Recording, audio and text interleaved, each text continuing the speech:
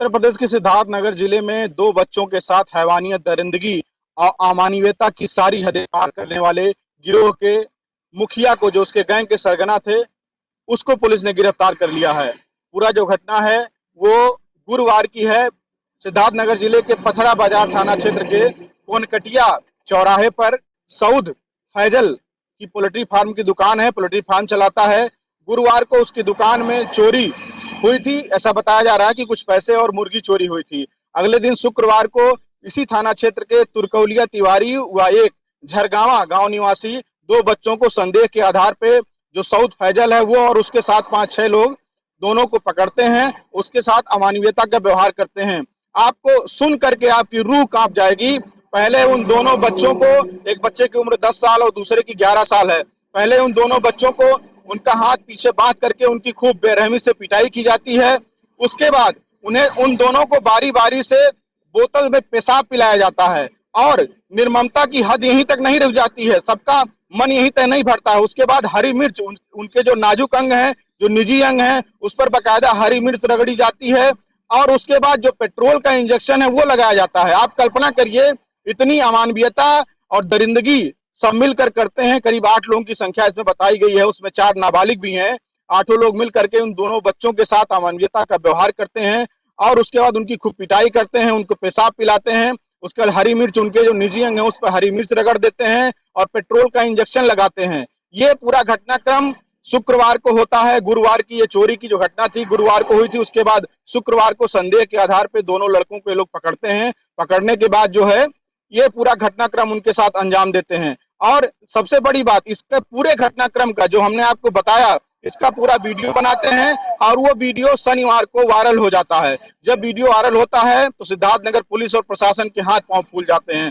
तत्काल पुलिस की टीमें गठित होती हैं और जो पीड़ित परिवार है उससे मिलते हैं और ताबड़तोड़ गिरफ्तारियां शुरू होती हैं। एफआईआर दर्ज हुआ है, एफआईआर में गंभीर धाराएं लगी हैं, हत्या के प्रयास, पास्को एक्ट और तमाम सारी धाराएं, यहाँ तक कि कुकर्म की धारा भी उनके खिलाफ लगाई गई है। 4 आरोपियों को पहले दिन गिरफ्तार किया गया था। उसके बाद जो मुख्य आरोपी था सऊद फैजल, वो लगातार फरार चल रहा था, लेकिन अब पुलिस ने उसे भी गिरफ्तार कर लिया है। और जिस तरीके से पूरी घटना को अंजाम दिया गया है, ये बात तब खुली जब जो दोनों पीड़ित लड़के थे उनके परिवार के लोग निजी अस्पताल में इलाज करा रहे थे। पहली सूचना वहां से मिली। दूसरी सूचना जब ये वीडियो वायरल हुआ, मैं आपको वो वीडियो नहीं दिखा सकता, लेकिन जिस तरीके से वीडियो बना करके अलग अलग व्हाट्सएप ग्रुप में और उसके बाद पुलिस प्रशासन तक बात पहुंची, निश्चित तौर पर यह बेहद गंभीर मामला है।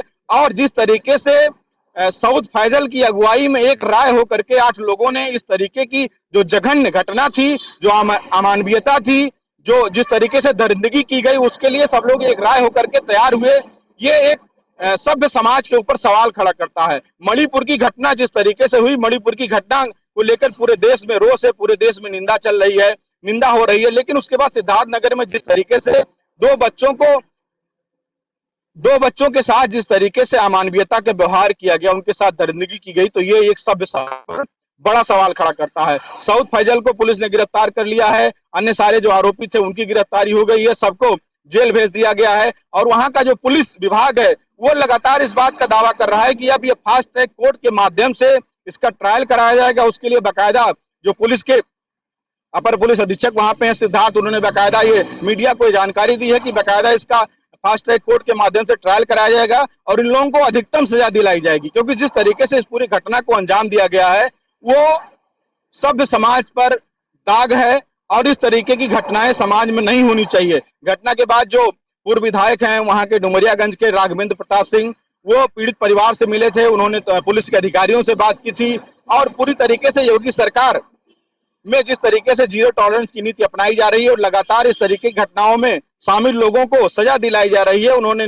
पीड़ित परिवार को निष्पक्ष न्याय दिलाने की बात कही थी। लेकिन इस बात की चर्चा है कि क्या, सबसे बड़ा सवाल अब यह है कि क्या जो, चूंकि गांव में जो दोनों पीड़ित बच्चों का जो गांव है उसमें इस घटना को लेकर काफी रोष व्याप्त है, लोग तरह तरह की प्रतिक्रियाएं दे रहे हैं और सरकार पर तमाम सवाल खड़ा कर रहे हैं। तो अब सबसे बड़ा सवाल ये देखना होगा कि क्या जो सऊद फैजल हैं, जो कि इस पूरे घटनाक्रम के मास्टरमाइंड हैं, जिनके पोल्ट्री फार्म में चोरी की बात कही जा रही है और चोरी की घटना के बाद मुर्गी चोरी और कुछ पैसों की चोरी की बात को लेकर जिस तरीके से 2 बच्चों को, नाबालिग बच्चों के साथ निर्दयता की गई है और इस पूरी जघन्य घटना को अंजाम दिया गया है, तो क्या योगी सरकार का बुलडोजर सऊद फैजल के मकान पर चलेगा?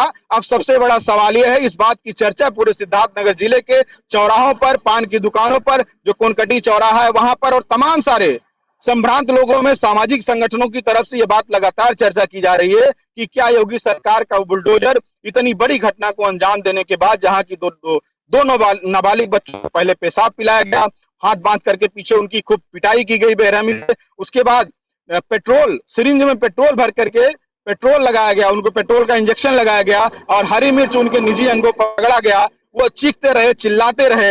ये सारा वीडियो फुटेज इसका वायरल हुआ है। वायरल होने के बाद ही पुलिस ने इसको संज्ञान लिया था पूरे घटना का।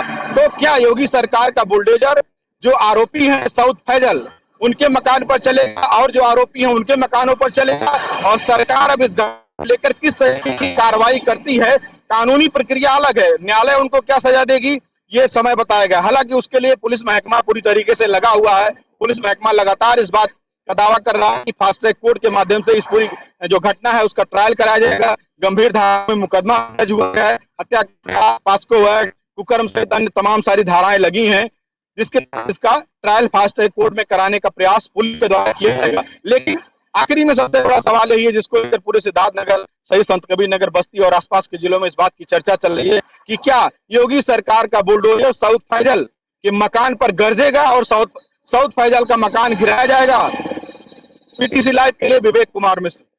सोशल मीडिया के माध्यम से दो बच्चों के विरुद्ध आपत्तिजनक कृत्य का वीडियो प्रकाश में आया था। इसका तुरंत संज्ञान लेते हुए तहरीर प्राप्त कर अभियोग संगत धाराओं में अभियोग पंजीकृत किया जा रहा है तथा पुलिस द्वारा त्वरित कार्रवाई करते हुए